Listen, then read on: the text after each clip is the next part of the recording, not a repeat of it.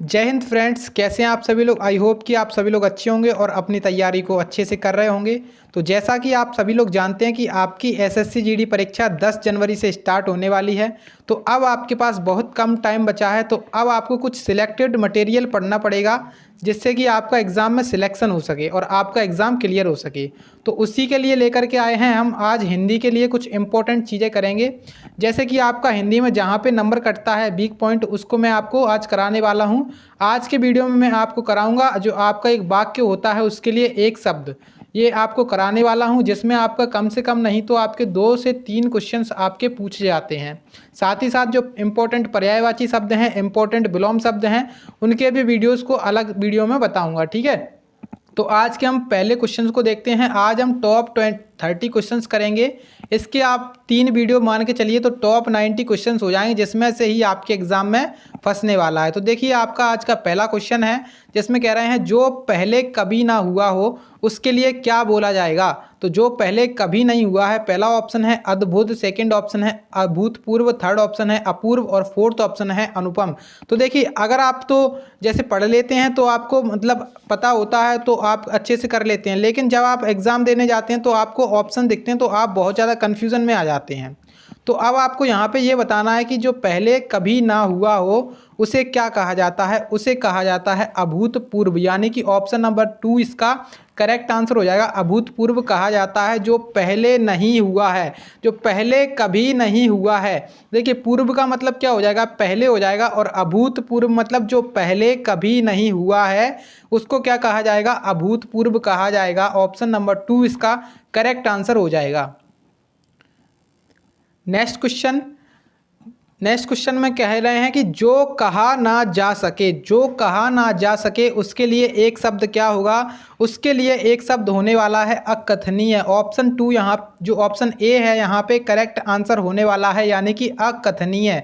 जो कहा ना जा सके उसे क्या कहते हैं, अकथनीय। तो आप मेरे साथ 2 बार बोलिएगा कि जो कहा ना जा सके उसे क्या कहा जाता है, अकथनीय। मतलब आ का मतलब यहाँ पे क्या हो जाएगा, आ का मतलब नेगेटिव हो जाएगा और कथनीय मतलब हो जाएगा कहने योग्य नहीं, यानी कि जिसे कहा ना जा सके वो क्या कहलाएगा, अकथनीय कहलाएगा। ऑप्शन पहला इसका करेक्ट आंसर हो जाएगा। नेक्स्ट क्वेश्चन, समय की दृष्टि से अनुकूल। तो समय की दृष्टि से जो चीज़ अनुकूल होती है उसे क्या कहते हैं, उसे कहा जाता है समयानुकूल, यानी कि समय के अनुकूल। तो समय की दृष्टि से अनुकूल क्या कहते हैं, समयानुकूल। ऑप्शन नंबर 4 इसका, ऑप्शन नंबर डी यहाँ पे करेक्ट आंसर होने वाला है, समयानुकूल। बिल्कुल सही उत्तर हो जाएगा इस प्रश्न का। तो एक एक आपको नोट करना है, काफ़ी ज़्यादा इंपॉर्टेंट है, जो कि आपके एग्जाम में बहुत ज़्यादा मदद करने वाला है। ठीक है, नेक्स्ट क्वेश्चन, जो सब कुछ जानता हो उसके लिए एक वाक्य बताइए, उसके लिए एक शब्द बताइए। जो सब कुछ जानता है उसे क्या कहा जाता है। पहला ऑप्शन आपके सामने है अज्ञ, सेकंड ऑप्शन है सर्वज्ञ, थर्ड ऑप्शन है विशेषज्ञ और फोर्थ ऑप्शन है कृतज्ञ। तो देखिए, जो सब कुछ जानता है उसे क्या कहते हैं, सर्वज्ञ। यानी कि देखिए, सर्व मतलब होता है सब कुछ और ज्ञा से हो जाएगा जानने वाला। तो सर्वज्ञ यानी कि सब कुछ जानने वाला। तो सब कुछ जानने वाला को क्या कहते हैं, सर्वज्ञ कहा जाता है। ऑप्शन बी करेक्ट आंसर हो जाएगा। नेक्स्ट क्वेश्चन है, तो ये क्वेश्चन पे आप लोग स्टार लगा लीजिए, काफ़ी ज़्यादा इंपॉर्टेंट क्वेश्चन है। इसमें आपसे बोल रहे हैं कि जिसकी गर्दन सुंदर है, जिसकी गर्दन सुंदर है उसे क्या कहा जाता है। तो पहला ऑप्शन आपके सामने है सुदर्शन, सेकंड ऑप्शन है सुगत, थर्ड ऑप्शन है सुगर्दन और फोर्थ ऑप्शन है सुग्रीव। तो देखिए, कैसे इसका राइट आंसर आपको पता चलेगा कि जिसकी गर्दन सुंदर है उसे क्या कहते हैं, तो उसे कहा जाता है ऑप्शन नंबर डी, यानी कि सुग्रीव। तो सुग्रीव की गर्दन सुंदर है। आप लोग ऐसे याद कर सकते हैं इसको कि सुग्रीव की गर्दन क्या है, सुंदर है। इस वजह से क्या हो जाएगा, सुग्रीव इसका करेक्ट आंसर हो जाएगा। सुग्रीव की गर्दन सुंदर है, जिसकी गर्दन सुंदर है उसे क्या कहा जाता है, सुग्रीव कहा जाता है। Option D correct answer. Next question में आपसे कह रहे हैं लौकिक, जो लौकिक होता है उसे क्या कहा जाता है। ऑप्शन पहला है पकड़ लिया गया, सेकंड ऑप्शन है कि एक समान दिखने वाला, थर्ड ऑप्शन है लौकी से बना और फोर्थ ऑप्शन है जो इस लोक की बात हो। तो देखिए लौकिक मतलब होता है लौकिक और एक होता है परलौकिक, मतलब जो परलोक का मतलब क्या होता है जो इस लोक के बाहर हो उसे कहते हैं परलोक। और लौक का मतलब क्या होता है, लौकिक का मतलब होता है जो इस लोक की बात है, यानी कि जो आप इस लोक में रह रहे हैं उस लोक की बात है ये, यानी कि जो इस लोक की बात है उसे क्या कहते हैं, लौकिक कहा जाता है। तो ऑप्शन जो डी है वो इसका करेक्ट आंसर हो जाएगा, लौकिक। ठीक है, ऑप्शन डी यहाँ पे करेक्ट आंसर होने वाला है। नेक्स्ट क्वेश्चन, नेक्स्ट में आपसे बोल रहे हैं पुरुष एवं स्त्री का जोड़ा। तो पुरुष एवं स्त्री के जोड़े को क्या कहा जाता है। क्वेश्चन भी काफ़ी ज़्यादा इंपॉर्टेंट है और कई बार आ चुका है एग्जाम में। तो क्वेश्चन में पूछ रहे हैं पुरुष और स्त्री के जोड़े को क्या कहा जाता है, तो इसे कहा जाता है दंपत्ति। ऑप्शन नंबर 4 करेक्ट आंसर हो जाएगा, दंपत्ति। ठीक है, ऑप्शन 4 यहाँ पे इसका करेक्ट आंसर होने वाला है। नेक्स्ट क्वेश्चन, इसमें आपसे बोल रहे हैं कि विधानमंडल द्वारा पारित या स्वीकृत विधि को क्या कहा जाता है। तो इसमें आप बहुत ज़्यादा कन्फ्यूजन में रहते हैं कि इसे क्या कहेंगे, अधिनियम कहेंगे या फिर अध्यादेश कहेंगे, नियम कहेंगे या फिर विनियम कहेंगे। तो देखिए जो विधानमंडल के द्वारा पारित किया जाता है उसे क्या कहा जाता है, तो विधानमंडल के द्वारा पारित किए गए विधि को कहते हैं अधिनियम। ऑप्शन पहला करेक्ट आंसर है, इसको याद कर लीजिए कि विधानमंडल के द्वारा पारित किए गए विधि को क्या कहा जाता है, अधिनियम कहा जाता है। ऑप्शन पहला करेक्ट आंसर है। नेक्स्ट क्वेश्चन, कार्य की नई ढंग से करने की पद्धति को क्या कहा जाता है। तो देखिए कार्य जो एक कोई आप कार्य कर रहे हैं उसको नए तरीके से करने की जो पद्धति होती है उसे क्या कहते हैं, नए ढंग से करने की पद्धति क्या होती है उसे कहा जाता है नवीनीकरण। ऑप्शन नंबर तीसरा करेक्ट आंसर है आपका। जो चौथा ऑप्शन है आधुनिकीकरण, ये गलत यहाँ पे होने वाला है। ऑप्शन तीसरा इसका करेक्ट आंसर हो जाए नवीनीकरण, क्योंकि आप क्या कर रहे हैं, कार को नए ढंग से कर रहे हैं और नए का मतलब क्या होता है, नवीन होता है। ठीक है, नए का मतलब नवीन होता है, इस वजह से नवीनीकरण इसका करेक्ट आंसर ऑप्शन नंबर 4। ठीक है, तो यहाँ पे आपका मिस्टेक पॉइंट हो सकता है कि ये आंसर नहीं होगा, इसका ऑप्शन नंबर सी इसका आंसर होने वाला है।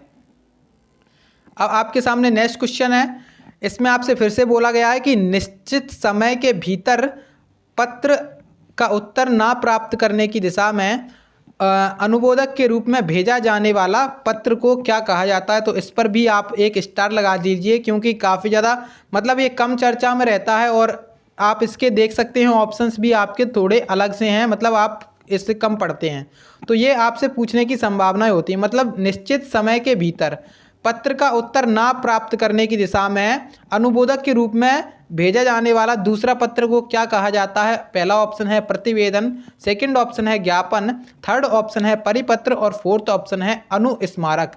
तो इसका आंसर क्या हो जाएगा, इसका आंसर यहाँ पे होने वाला है जो अपना यहाँ पे निश्चित समय के भीतर पत्र होता है उसका उत्तर ना देने मतलब उसका उत्तर प्राप्त नहीं हुआ तो अनुमोदक के रूप में दूसरा पत्र भेजा गया है, तो उस दूसरे पत्र को क्या कहा जाता है, उस दूसरे पत्र को कहा जाता है यहाँ पे क्या, ऑप्शन नंबर डी अनुस्मारक। ऑप्शन डी यहाँ पे क्या हो जाएगा, इसका करेक्ट आंसर हो जाएगा, यानी कि अनुस्मारक।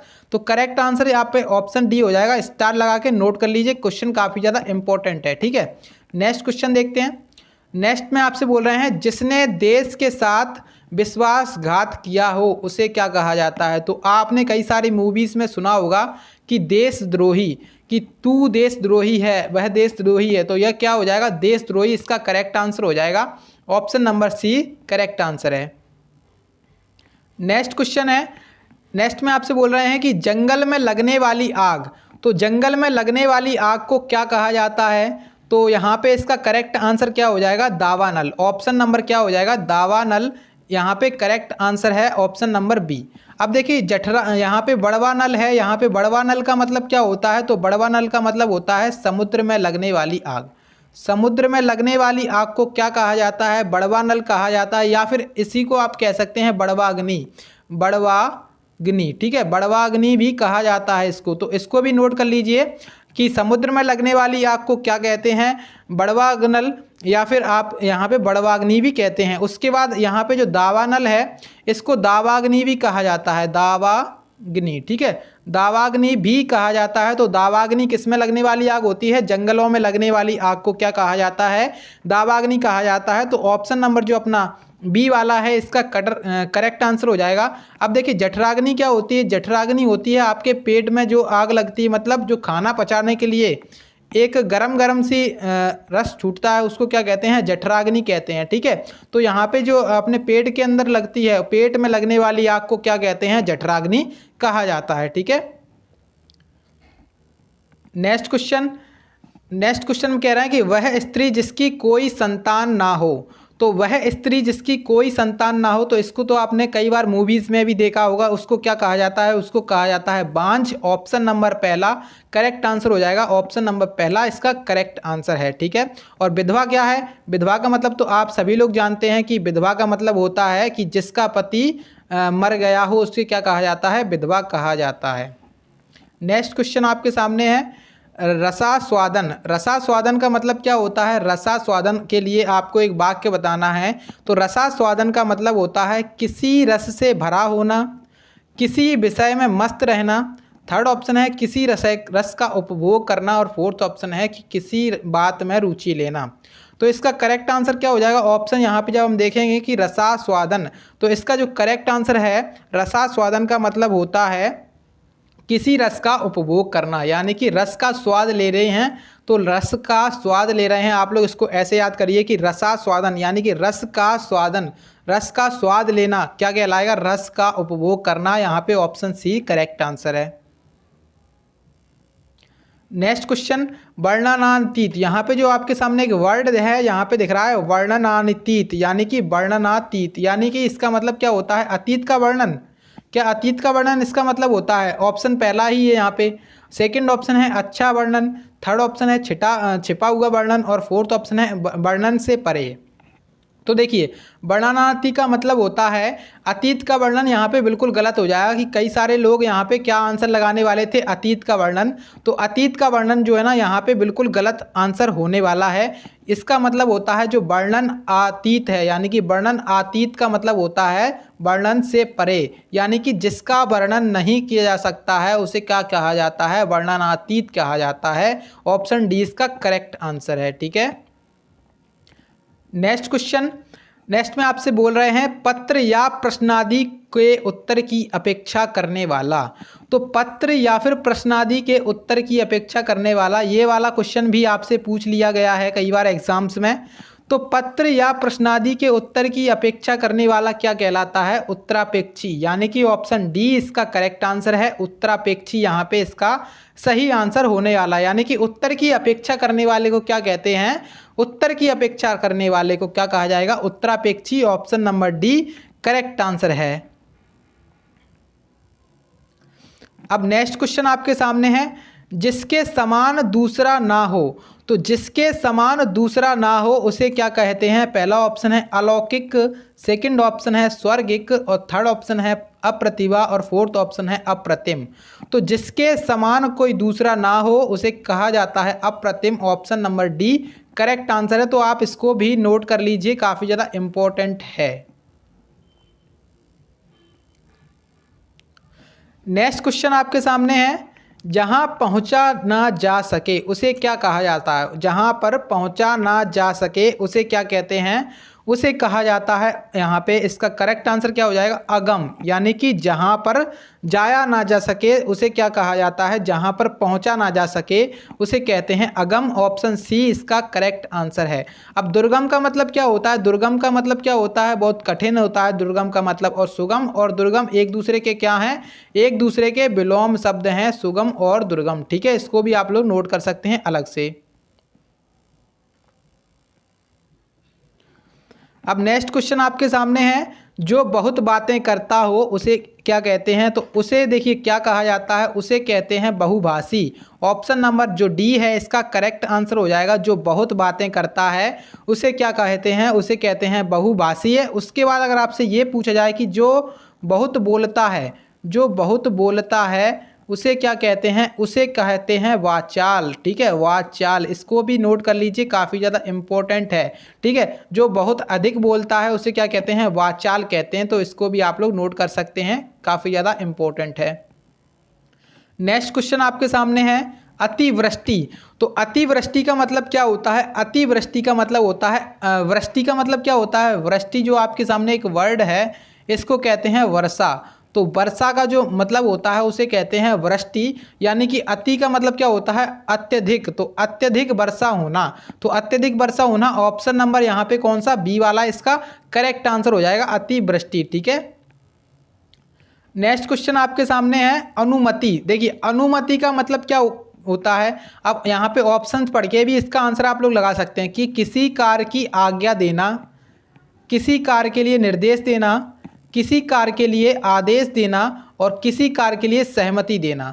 तो यहाँ पे इसका करेक्ट आंसर क्या हो जाएगा? किसी कार्य के लिए सहमति देना ही इसका करेक्ट आंसर है। कि आप लोग कहीं बाहर जाना चाहते हैं, ठीक है, और आप अनुमति मांग रहे हैं अपने पिताजी से, तो वो क्या हो जाएगी? पिताजी से क्या कर रहे हैं? आप कोई काम करने जा रहे हैं, बाहर घूमने के लिए जा रहे हैं और उनकी सहमति चाहते हैं, तो उसको क्या कहेंगे आप लोग?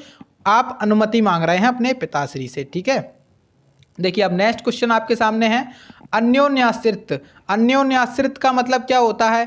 किसी पर आश्रित होना, किसी पर आश्रित ना होना, एक दूसरे पर आश्रित होना या फिर किसी को आश्रित बना देना। तो यहाँ पे करेक्ट आंसर क्या होगा? अन्योन्याश्रित का मतलब होता है एक दूसरे पर आश्रित होना। यानी कि एक दूसरे पर आश्रित होना, ऑप्शन सी इसका करेक्ट आंसर है। अन्योन का मतलब यहाँ पे क्या हो जाएगा? एक दूसरे पर आश्रित होना, उसे ही क्या कहा जाता है? अन्योन्याश्रित कहा जाता है। अब नेक्स्ट क्वेश्चन आपके सामने है, इसमें आपसे फिर से वही चीज़ कही गई कि वह सायंकालीन बेला जब पशु वन से चरकर लौटते, यानी कि पशु के वन से चरकर लौटने के समय को क्या कहा जाता है? सायंकालीन जो बेला होती है, जिस टाइम पे पशु है ना वनों से चर करके लौटते हैं, उसे क्या कहते हैं? उस टाइम को क्या कहते हैं? उस टाइम को कहते हैं गोधूली। ऑप्शन नंबर पहला करेक्ट आंसर है। इसको आप लोग एक बार स्टार लगा करके नोट कर लीजिए। तो वह सायंकालीन बेला जब पशु वन से चरकर लौटते हैं उसे कहते हैं गोधूली। Option A correct answer. अब नेक्स्ट क्वेश्चन आपके सामने है जो दूसरों के सहारे जीवित हो, जो व्यक्ति दूसरों के सहारे जीवित रहे उसे क्या कहते हैं? उसे क्या कहते हैं? पराश्रित, परावलंबी या फिर परोपजीवी या फिर पराधीन। तो इसका करेक्ट आंसर हो जाएगा परोपजीवी। यानी कि पर का मतलब क्या होता है? दूसरा व्यक्ति और उसके ऊपर जीवित है, तो परोपजीवी यहाँ पे इसका करेक्ट आंसर हो जाएगा। ऑप्शन सी करेक्ट आंसर होने वाला है इस प्रश्न का। ठीक है, ऑप्शन नंबर सी यहाँ पे करेक्ट आंसर हो जाएगा इस प्रश्न का। अब आपके सामने नेक्स्ट क्वेश्चन है। नेक्स्ट में आपसे वही चीज़ बोली गई है कि किसी के प्रति उदारता एवं कृपा पूर्वक किया जाने वाला व्यवहार को क्या कहा जाता है? किसी के प्रति उदारता एवं कृपा पूर्वक किया जाने वाले व्यवहार को क्या कहते हैं? तो उस व्यवहार को कहते हैं अनुग्रह। ऑप्शन डी करेक्ट आंसर हो जाएगा इस प्रश्न का। तो एक बार इसको पढ़ लीजिए अच्छे से और आपको अच्छे से समझ में आ जाएगा, और इसको एक बार नोट कर लीजिए। तो ये सभी इम्पोर्टेंट हैं, आपके एग्ज़ाम में बहुत ज़्यादा हेल्प करने वाले हैं। अब देखिए आपके सामने नेक्स्ट है, इसमें कह रहे हैं दो पर्वतों के बीच की भूमि को क्या कहा जाता है? तो देखिए जो दो पर्वतों के बीच की भूमि होती है, जैसे आपके सामने एक पर्वत यहाँ पर है और एक पर्वत यहाँ पर है, इसके बीच में कोई भूमि है, उसको क्या कहा जाता है? तो उसको क्या कहेंगे? दो पर्वतों के बीच की भूमि को कहते हैं घाटी। ऑप्शन नंबर कौन सा यहाँ पे करेक्ट आंसर हो जाएगा? ऑप्शन नंबर कौन सा इसका करेक्ट आंसर होने वाला है? घाटी इसका करेक्ट आंसर होने वाला है। यानी कि दो पर्वतों के बीच की भूमि क्या कहलाती है? घाटी कहलाती है। ठीक है। नेक्स्ट क्वेश्चन, पार करना कठिन हो, मतलब जिसे पार करना कठिन हो। यहाँ पे थोड़ा सा छूट गया है, तो आप लोग लिखेंगे जिसे पार करना कठिन हो उसे क्या कहते हैं? तो उसे क्या कहते हैं? निर्गम, आगम, दुर्गम या फिर गम। या यहाँ पे जो इसका करेक्ट आंसर है वो हो जाएगा ऑप्शन नंबर सी, यानी कि दुर्गम। यानी कि जिसे पार करना बहुत कठिन होता है उसे क्या कहते हैं? दुर्गम कहते हैं। और दुर्गम का मैंने अभी आपको विलोम बताया था, क्या था वो आप लोग कमेंट बॉक्स में बताएंगे। अब नेक्स्ट क्वेश्चन आपके सामने है, जो शत्रु की हत्या करता है उसे क्या कहा जाता है? जो व्यक्ति शत्रु की हत्या करता है उसे क्या कहा जाता है? तो उसे कहा जाता है शत्रुघ्न। शत्रुघ्न यहाँ पे करेक्ट आंसर है, यानी कि ऑप्शन पहला बिल्कुल सही उत्तर होने वाला है इस प्रश्न का। आज का सेकेंड लास्ट क्वेश्चन है, जिसके आर पार देखा जा सके उसे क्या कहा जाता है? जिसके आर पार देखा जा सके तो उसे कहा जाता है, क्या कहा जाता है? यहाँ पे पारदर्शी इसका करेक्ट आंसर हो जाएगा, पारदर्शी करेक्ट आंसर हो जाएगा। और जिसके आर पार नहीं देखा जा सकता है, जिसके आर पार नहीं देखा जा सकता है उसे क्या कहेंगे? अपारदर्शी, अपारदर्शी। तो यहाँ पे वो भी आप लोग एक बार देख लीजिए, ठीक है। सो आज का लास्ट क्वेश्चन आपके सामने है, हर काम को देरी से करने वाला। तो इसके लिए आप लोग एक बार नोट कर लीजिए, इसको स्टार लगा लीजिए। जो व्यक्ति हर काम को देरी से करता है उसे क्या कहते हैं? तो आप लोग देखिए, दीर्घदर्शी, विलंबी और अदूरदर्शी, यहाँ पे दीर्घसूत्री। तो आप लोगों में से कई लोगों ने आंसर क्या लगाया होगा? विलंबी आंसर लगाया होगा। तो आप लोगों ने, कई लोगों ने आंसर लगाया होगा विलंबी, लेकिन इसका आंसर विलंबी नहीं है। जो व्यक्ति हर काम को देरी से करता है उस व्यक्ति को कहते हैं दीर्घसूत्री। यहाँ पे इसका करेक्ट आंसर है option number D, correct answer है। इसको एक बार नोट कर लीजिए स्टार लगा करके, काफ़ी ज़्यादा इंपॉर्टेंट है दीर्घसूत्री। दीर्घसूत्री यहाँ पे इसका सही उत्तर होने वाला है, ठीक है। तो ये आज के टॉप 30 क्वेश्चंस थे। इसके बाद भी आपके 2 वीडियोस और आएंगे जिसमें आपके 30 क्वेश्चन और होंगे, ठीक है। तो अगर आपको वीडियो अच्छी लगी है तो एक बार वीडियो को लाइक करिएगा, साथ ही साथ चैनल को सब्सक्राइब कर लीजिएगा।